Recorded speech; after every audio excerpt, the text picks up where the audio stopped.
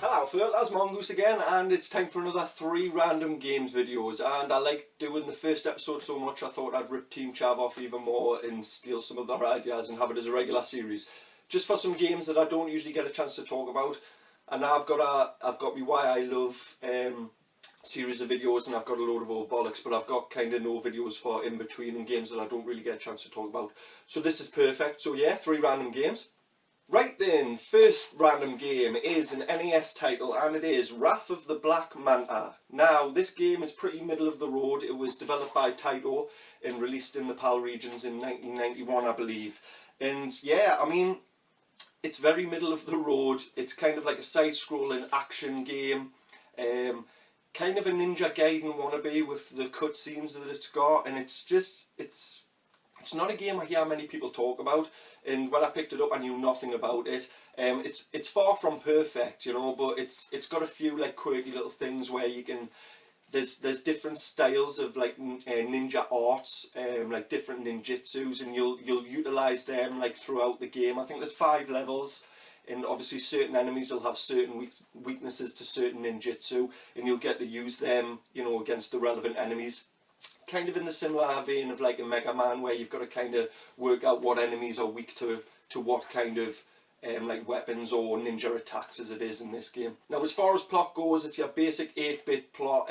El Toro's been kidnapping children, and yeah, it's your job to go out there and rescue the children and take down El Toro. Now, I will say during levels you will get a chance to like rescue the kids, but there's no like benefit to that. You get no bonus to it or anything like that, unless it's like points. I'm not sure, but nothing comes up on the screen. So you're rescuing kids, and you know, it's not really gratifying because you're not getting any benefit, no bonus to it or anything along those lines. And basically, yeah, it's 5 levels all building up to the final showdown with El Toro himself, and you know, to take down his syndicate and get to the bottom of the whole, you know, kidnapping shenanigans that are going on. It was actually released on the Famicom in Japan as, if you bear with us, Ninja Cop Saizu. Now, I'm sorry if I've just totally butchered that pronunciation, but yeah, it came out a good couple of years before on the Famicom, and I don't know if it's based on like an anime or something, because the box art's very like manga-ish, and quite appealing actually, but it's not very reflective of the game. I'll say a couple of bad things about it. It very much does want to try and be sort of Ninja Gaiden-esque with its, or Gaiden-esque, or Shadow Warriors, or however we're going to refer to it, with its kind of cutscenes and things like that. And it kind of does work, but as far as gameplay goes, it's nowhere near on that level. Like, your sprite is actually quite big, which makes him, you know, a big target for enemy projectiles and stuff. But you know, you can cope with it and manage, and it's a pretty fun game, and you can get it pretty cheap. So yeah, that's my first random game. It's Wrath of the Black Manta on NES. Reeling Fertilers, 1 down, 2 to go, and we've got Nigel Mansell's World Championship Racing on the SNES, SNES, Super Nintendo. Now, this game is pretty much, how can I describe it? It's Ayrton Senna's Monaco GP, but yeah, with Nigel Mansell basically. That's how I can describe it, and I love Ayrton Senna's Monaco GP on Mega Drive. So this game just plays pretty much exactly the same, but on the SNES. Now, it was developed by Gremlin and released in 1992, and anyone over here in the UK, you know, if you're like me, you'll have like a great, you know, fond memories of Gremlin. They put out some great titles, really memorable ones. So yeah, I mean, they've done a really good job of this, and like I say, it's very much like Ayrton Senna's Monaco GP. It's just kind of like an arcade style Formula 1 game, and it's just real fast, furious fun. It's got all like, you know, it's got all like the licensed drivers that were from that season. So actually Ayrton Senna is in this game, and you'll race against him as Nigel Mansell.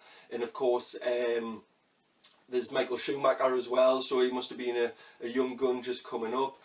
in the sport, and then obviously he's on the game. So it's pretty much like a time capsule. If you're a Formula 1 fan as well, it's a bit of like a time capsule for 1992 Formula 1 racing and all the drivers and the different teams and stuff. I think there's like 16 different tracks, you know, Silverstone and in the UK, and you know, all the other relevant ones that were around in 1992. I'm pretty sure. I'm not sure how accurate they are. I'm sure they've tried to get them pretty accurate, but you know, I'm no track expert for Formula 1 racing in 1992, but I'm sure, you know, that they're pretty accurate. And obviously with that you get different weather conditions and things like that.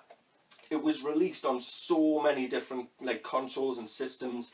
I mean, funnily enough, I mean, back in 1992 this got a release for the ZX Spectrum.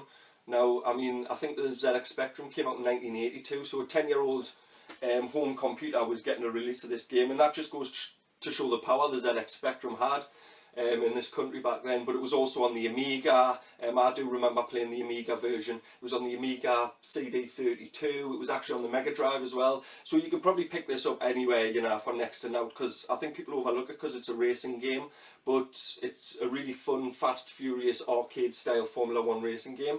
And, you know, if you're a fan, I know I've said it loads of times, but I think the Ayrton Senna Monaco GP games are a lot more famous than this one, and they're pretty much, you know, the same game really. Loads of fun. So yeah, that's me second random game. Right then, last but not least, we have Star Wars Episode 1 Jedi Power Battles. Now, don't let the Episode 1 put you off this. I know nobody's a big fan of Episode 1 or any of the prequels really, but you know, this is still a really, really fun Star Wars game. It came out in 2000 on PS1, it got a later release on the Dreamcast, and it was made by LucasArts. And how can I describe it? It's kind of like a hack and slash beat 'em up style game, but set in the Episode 1 universe, and that might put you off, but the gameplay overall is what makes a game, and this game is really, really fun, especially with 2 players. I mean, you get 2 players involved and you can, you know, just have loads and loads of fun with it. You get a choice between 5 different Jedi, I believe, and obviously, you know, you've got like Qui-Gon Jinn and Obi-Wan Kenobi and stuff, but there's others to choose from, and it's very fun to play. It's good for quick bursts of fun, and it sounds stupid because it's a Star Wars game, but given it's an Episode 1 Star Wars game, it's very indicative. It screams Star Wars, like the opening cutscenes with the title scroll, just the soundtrack, the sounds, the sound effects. They're all just, you know, put you in the Star Wars universe. So whether it's Episode 1 or not, it's still really, really fun to play. Like I say, especially with two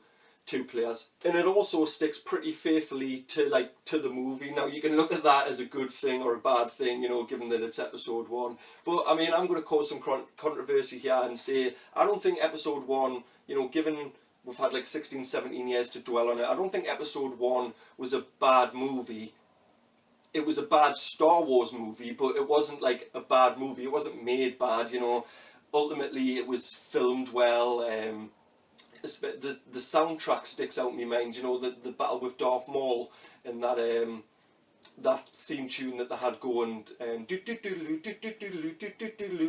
took over the world. A really, really good movie soundtrack actually. So it did have, you know, its weaknesses. It was pretty much the worst of the prequels and they were all pretty bad, but you know, it wasn't a badly made movie, it was just a bad Star Wars movie. Yeah, there, I've said it. Anyway, it's Jedi Power Battles, and yeah, it's well worth a try, and obviously you can pick it up for next to now. I was lucky enough that a local collector picked us up the box because I had the loose disc and gave us it, so cheers for that, Scott, thank you very much. One more thing, people, as well, I did say in my last bargain hunt video that I was going to go out and make an effort to go to different new places, hunting for games, and I've been talking to the lads over at Team Chav, and we've organised a meet with a lot of other tubers at Collectorabilia in the Marriott in Leeds, and that's on December the 3rd, Saturday, December the 3rd, 10 o'clock till 3 o'clock, I believe. And yeah, there's just a few tubers going, and we're all going to meet up and just have a bit of banter, see what people are picking up and things. And it's pretty cool that that's happening close to Christmas, because I know a lot of people are watching their pennies and stuff.